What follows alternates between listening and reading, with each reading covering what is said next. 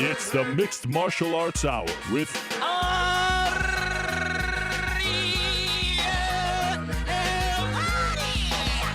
the Mixed Martial Arts Hour back in your life on this Monday, January 21st, 2013. So great to be back here with you for another 2+ hour edition of the MMA Hour. And if you're listening to this in the United States of America, I wish you a happy Dr. Martin Luther King Jr. Day. If you're listening to this in the United States of America, I wish you a happy Inauguration Day. If you're listening to this anywhere else in our great world, I wish you a happy UFC on Fox 6 week. That's this Saturday night in Chicago, Illinois. I'll be going there on Wednesday.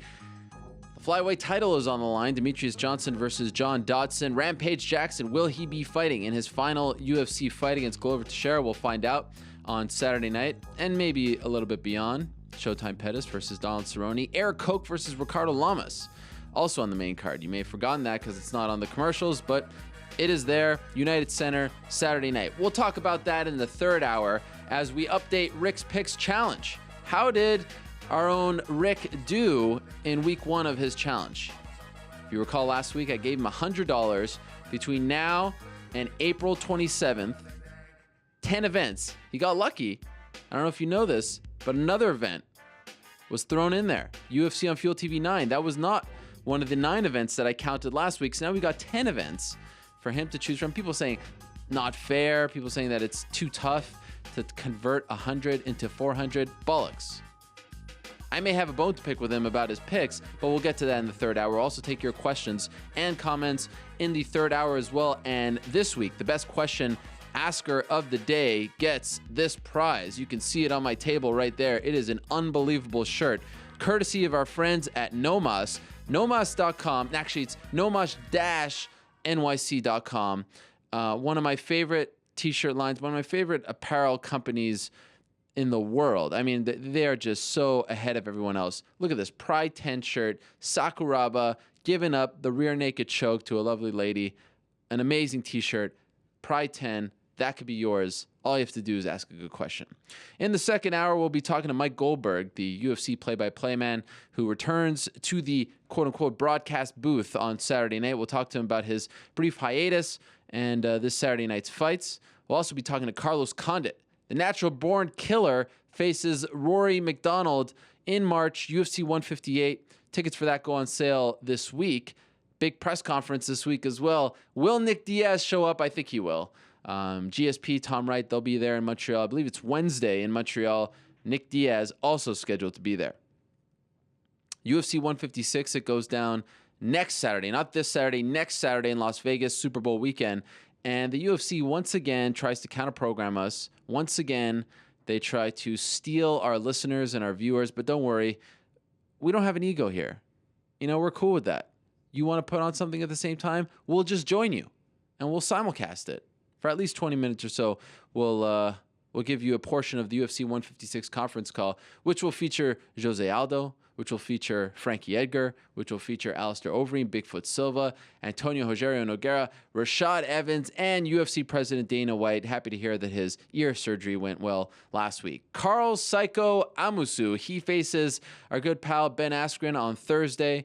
Bellator Spike TV 2, we're not calling it that, but it is their second offering on Spike TV. Very good showing in their first offering last week. He'll be joining us, and the big fight on that card, of course, is the Bellator debut of one King Mo Lawal. He'll be stopping by as well in the first hour. But first, let us go to the phone lines and welcome in, of course, the big news of the weekend was Michael Bisping losing to Vitor Belfort via head kick knockout. Thus, once again, mixing us all up as to what is next in the middleweight division, and in particular, Anderson Silva, and one man who has a very, very strong claim to the number one contender spot is the man joining us right now on the line, our good pal, Chris Weidman. Chris, how are you? Yo, what's up? Wow, look at this guy. You know, he wins the Breakthrough Fighter of the Year award. Can't even get him in studio. Can hardly even get him on the phone. And then when you say hello to him, it's like, yeah, I don't really care to be here. You're kind of bothering me. Let's just get this over with. Is that what happens when you win an award? I'm just too big time now, man. You're a little guy to me. Well, you know, according to Michael Bisping, I thought you retired. I thought you were Chris Sicknote Weidman. So are you back? What's going on? I'm back, man. I'm trying to get rid of that.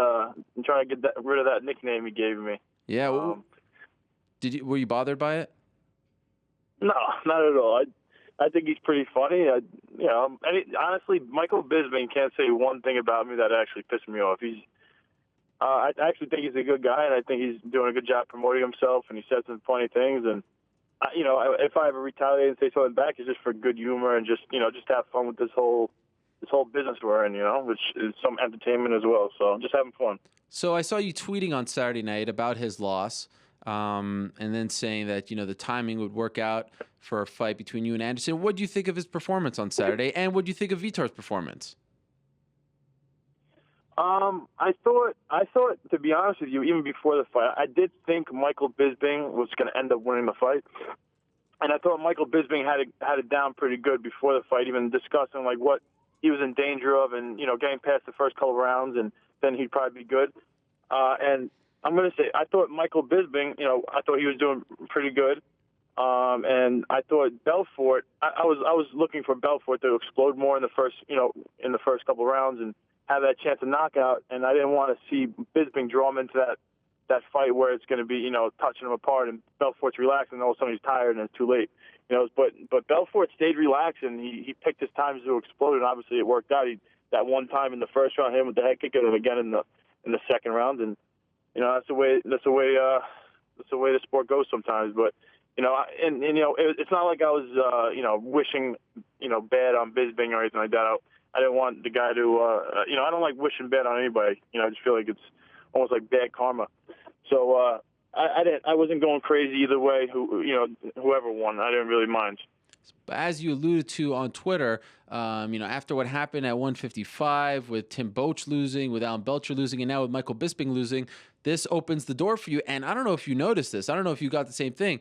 But to be honest, before this fight, everyone that I got feedback from, they wanted to see Bisping and Anderson. And I got a lot of Chris Weidman hasn't earned it yet, even though you're 5-0 in the UFC. On Saturday night and beyond, I got a lot, it's time for Weidman versus Anderson. It seems like the fans, for the most part, have done a 180 here. Now they want to see you fight Anderson. Did you get that same kind of feedback from them? Yeah, I did. It's pretty funny. It's weird. Kind of weird how it works. People, hating on me. They forget about me. Michael Bisping came out and said I beat up a fat Mark Munoz, and then everybody just uses that same line, and I'm not worth anything. And then it seems like it's a clear path for me to fight, and everybody kind of wants to see Anderson lose. It's because people, when you're up on the top that long, people want to see him be challenged, and I think people honestly could see that I would be a good challenge for him. So I think that's why they're kind of backing me now. So are you the number one contender in the middleweight division? I think so. Yeah. So you deserve a shot against Anderson next. That's what you want next. If I had to choose, yeah, but I'm not Dana White, and I think he did say he wants to fight in the summer. That's when I'll be back. But I definitely have no problem fighting someone else first if that's what they want to do. If it was up to me, I'd fight Anderson. I'm going to be in Chicago this weekend. I don't know what Dana and them want to do with the middleweight division. I'm confused, just like everybody else, is where they're going to go with it. Obviously, you have the Strikeforce guys coming over. You got the Hector Lombard, Yushin Okami fight. So I don't know. Right now, I think I'm the most deserving to get it if they want to make that fight right away. I just don't know if Anderson Silva would be interested. Will you sit down and talk to Dana, Lorenzo, Joe Silva in Chicago this weekend to try to get those answers, and maybe to make the final pitch, give me Anderson Silva? Yeah, I talked to my manager. We definitely, I think, want to have a sit down, at least talk to them and figure out where their heads are at, and try to get on the same page. Just no matter what's going to happen, I want to know where I'm at when I get back, and I'm not going to cry if I don't get the shot. My goal is to be champion, and I want to fight Anderson Silva. Obviously, it's a guy he's had the belt since I even got into MMA, and I've always imagined eventually getting the chance to beat him. So that's a fight I really want, and I'd love to take it right away, but it's going to be up to them, ultimately. Do you need me to be in the meeting as well, or do you want me to be in the meeting as well? Up to you. Yeah, I do actually. I need you there. Well, that's nice of you. I appreciate it. You're pretty good with this type of stuff, man. Well, sometimes you're talented. You're a good multitasker. You're probably you're texting me. You're making me feel good about myself, and then you're texting someone else probably, saying the same things to them. I'm like, damn it, this guy's good. He got everybody by the balls. The same thing I write to you. I write to Luke Rockhold, Costa Philippou, of course. I mean, I write to all the middleweight. How do you think I get people on my show? You got to start, greasing everyone's back. You are good, man. We're from the same cloth. You know what I mean? Wink. What do you mean? We understand each other. But here's the thing. You say that, okay, I'm good at it. Sometimes I'm surprised. Like right now, honestly, I think you have carte blanche. I think if you make a lot of noise, I think you'll get the shot against Anderson. Yet for whatever reason, and you're entitled to do that, you're taking the it's up to them approach. Why take that approach? Haven't you learned anything from Chael? Haven't you learned anything over the last 2 years in UFC? You want something, call them out. You'll probably get it. Yeah, I see what you're saying, and I flirt with that, and I think I am talking more than I would like to, really. But what I do look at is that every single champion in every single weight class, they're not that guy. They're not the guy who's talking all that much, and that's the person I want to be. I'm not the guy who wants to be, the talker and talk my way to the top. I want to be the guy who comes up the top like Cain Velasquez or John Jones. And they're not bad-mouthing people. They're not, starting drama. They're going there and they're becoming humble champions, and that's my goal. I'm not here just to gain followers and and entertain people. I'm here to be champion, and with that, I'm going to have fun and entertain people and sell fights and do whatever I have to do with that. But I'm not going to start saying Anderson Silva is a chicken and he's scared of me. And I do think I'm a bad matchup for him. I think I really haven't beaten in a lot of areas. I don't think he's faced anybody like me before. And I also could understand from his viewpoint why he wouldn't want to fight me for a couple of reasons. Why? So why do you think he doesn't want to fight you? I think it's a lot of risk for little reward in his mind. I think he wants to fight. I kind of take that back because regardless, the guy's going to be making millions of dollars. Everyone's saying I don't have a big name, but if you look at everybody he's fought, he hasn't fought like the biggest names in the world. Sure. And he's all fought. I'm not putting anybody down, but no one was like a huge name, I don't think. Chael Sonnen really made his name. I think he might have been one of the biggest names. I could be totally wrong. I'm not as good as you with this stuff, but like Cote, Damian Maia, who else is he for? Thales Ladies. If you go down the list, were they the best at selling fights? Were they the biggest names? Have they accomplished the most? I think I might have accomplished more than all those guys, before they got to fight them. That being said, man, my goal is to become champion, become a humble champion, and, be a good role model for people. And that's my goal. And I really don't want to sell myself down the river, turning to someone that I'm really not. All right, that's fair enough. Now, if they don't give you Anderson Silva, in my opinion, the only two options out there that make sense right now, because Hector is booked against Okami, and we don't know what's going to happen in March, Luke Rockhold, who is the Strikeforce middleweight champion coming over, or Vitor Belfort. Do you have a preference? If you don't get Anderson, who you fight next? No, I don't have a preference. Either one of those guys would be great. I think they're both awesome fighters. It'd be a good test for me. Whoever the UFC decides with that, I'm good. I just can't wait to get back in the octagon and just keep proving myself. And there's still a million doubters out there, and I love just proving them wrong. I just can't wait to get in. All these people that think I'm going to get killed by Anderson Silva eventually. I want to prove those guys wrong.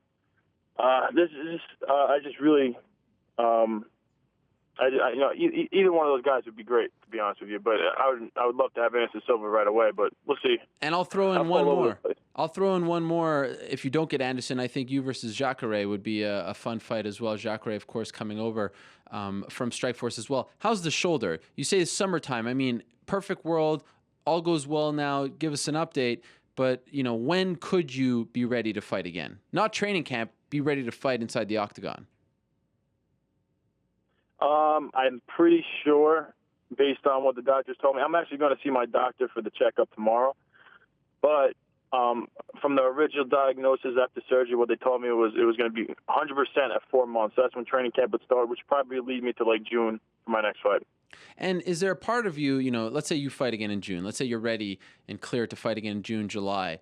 That will have been a year since you last fought, knocked out Mark Munoz. Part of you think in the back of your mind, it would be nice to fight someone, after a year layoff, fight someone else, not the champion, and then if I win that one, go straight to the champion? Or do you not think that time off will affect you in any way?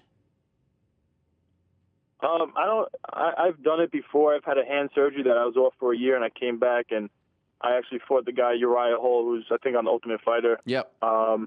Now, and I did pretty good. Got a first round finish. I've been through that. I've got to the ring rust and fought a tough guy right away. I don't think he's can be compared to Anderson Silva or Rockhold or Belfort, but I'm not one of those guys who are just sitting on my couch and being injured. I'm in the gym every day. I'm around the environment. I'm learning new things every day. Even with my shoulder injured, I'm freaking basically like velcroing my arm to my side, and I'm doing all different types of new moves with Longo. I'm literally just having a lot of fun with this, and I'm learning so much every day, even with this injury. And I'm going to become a lot better fighter from this injury. Like my kicks have gone a lot better. I'm becoming more tricky with stuff. My left hook. I'm really working on a lot of things. I only have a short career in this, and I really am not going to let it slip by. I'm going to, do my best to become to meet my potential. It would be something else. So this time's going to be beneficial. Sorry to cut you off. It would be something else as well. UFC talking about doing a 20th anniversary show at the Garden, just a block away from where we are right now. And Dana says he has his fight in mind. I think it's John Jones versus Anderson, but John has a long list of guys waiting for him. New York's own Chris Weidman against Anderson Silva for the title, MSG in November. Does that tickle your fancy? That tickles my fancy. Definitely tickles my fancy. But that's November. Yeah, that's November. So I don't know how that would work out. Right. Maybe we give Anderson Silva an immediate rematch in the contract, and then as soon as I beat him in July, whatever it was, he could fight me. He could fight me right away in that November card in Manhattan. Wow. Maybe that'll get him to accept the fight. See, you get me. Finally. I'm just having fun with this, guys. No one get mad at me. This is part of the business. I'm getting people excited, but the only reason I don't even get that for myself. It's not even I'm not even coming up with that type of thing with myself. That's like Longo said it to me once, and I'm like, yeah, we'll give him an immediate rematch in the contract. He'll take the fight. But I like it. I like that kind of talk. That talk excites me. Now, obviously, the last time I interviewed you, Chris, it was under a lot less positive times. Obviously, what happened with Hurricane Sandy. We were at your house. You were very nice to allow us to film over there. What is going on with your house? When can you and your family move back into your home? We actually moved to the second floor, and we just got doors on the first floor a couple of days ago. Our electric is going out every other. We're having the electric done on the first floor now, getting the floorings put it back in.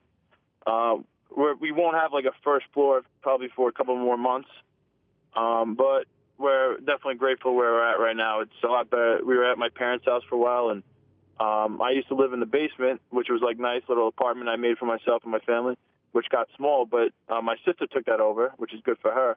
And so I had to go. We went in one room in my parents' house with the two kids and my wife, and that was too much. So I'm glad to be back at least to the second floor of our house. So when is everything back to normal? The full house, back good, you can live there?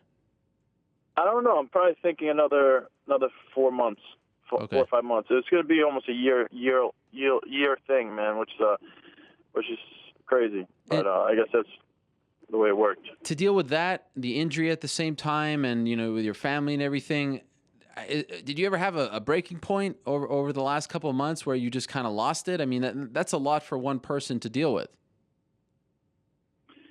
Honestly, no, I didn't really have a breaking point because you have so many people around you that are doing so much worse, and you find yourself feeling bad for them and wanting to help them as much as, I don't know if that sounds corny or not, but it really does. You just see so many people worse, and you feel you'd be such a selfish person to look at yourself and start feeling bad for yourself. So there was not one point where I really felt bad for myself. I had my next door neighbor. He's 70 years old, 75 years old or something like that. He worked his whole life, saved all his money, paid off his house. His house is basically completely gone.